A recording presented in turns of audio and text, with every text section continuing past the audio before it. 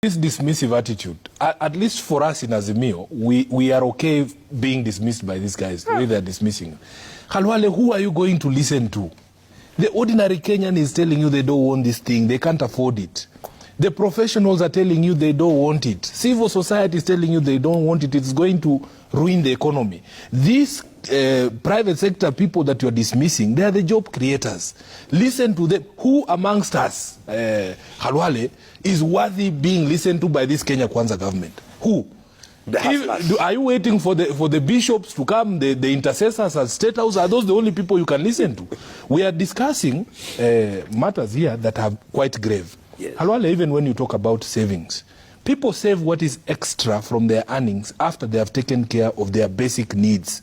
You don't force us to save what we do not have. You are telling that hustler who only makes enough. When they say people are living hand to mouth, it's not a joke.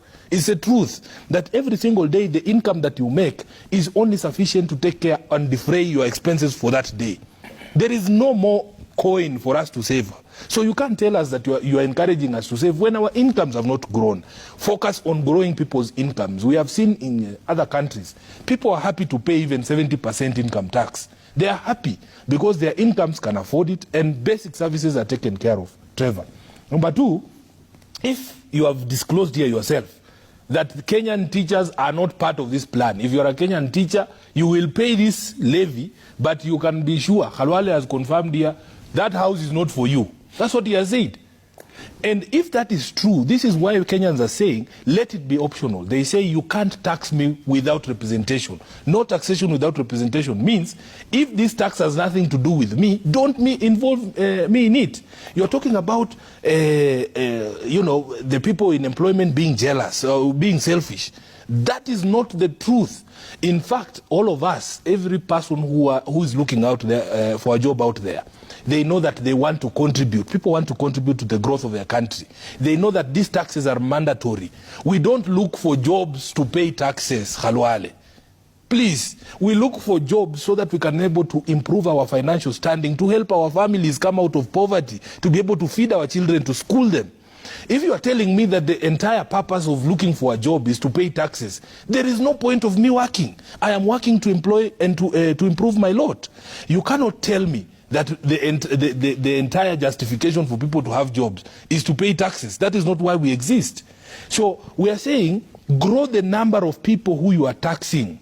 I have not refused to pay the 30% tax that I pay. I don't have a choice in it. I am saying if there were 2 and 3 or 4 of us paying the same amount, you would have more. Instead of milking one cow until it dies, you are a bullfighter. Why can't you understand these analogies that use cows? Okay. Get 2 cows, 2 dairy cows that you can get a liter each. Instead of taking 10 liters from one cow, it will die. Number 3, these proposals we are talking about, you told us that we are a net producer of cement. The cement manufacturers you are dismissing here are also telling you... Dismissing? Yes. You have just dismissed KEPSA. You have just dismissed Kenya Association of Manufacturers, which in fact is the biggest source of employment for me in this county. 60% of employment in Nairobi is from Kenya Association of Manufacturers. So there are people that I listen to, and I listen to very carefully. You people killed all your industries in Kakamega. So maybe you don't understand where CAM is coming from and the important role that they play in making sure that we are able to employ Kenyans. They are telling you, you have imposed another 10% export and investment levy on steel products and cement. The same things we're discussing here that should lower the cost of construction of houses. Khalwale, listen to someone. Listen to someone. The hustler is crying. He's saying, please don't increase VAT on fuel. You are saying, itapita wapende wasipende. The hustler is telling you that they cannot afford an increase of 5 shillings on bread. You people have already increased price of bread. You promise these hustlers that you're going to reduce the price of unga. You are lying to them every single day that unga is now 150, 160. You talk to those same hustlers, and I will allow you, Khalwale, out of my 17 constituencies, pick a constituency, pick a ward, pick a hustler. Ask that hustler how much they are buying unga in whatever ward in Nairobi you want to pick them from. You are not listening to the hustler. You are not listening to the professionals. You are not listening to civil society. You are not listening to us as representatives of the people. You are closed up in this state house where you just sing Hosanna from morning to evening, and then you impose these things and you don't want to listen to anyone, you just dismiss all of us. Okay. For me, I am happy for you to dismiss me because I know, as I said, you have profiled Azimio as a problem, that we are just a choir that makes noise. Listen to Trevor then, if you won't listen to me. Let's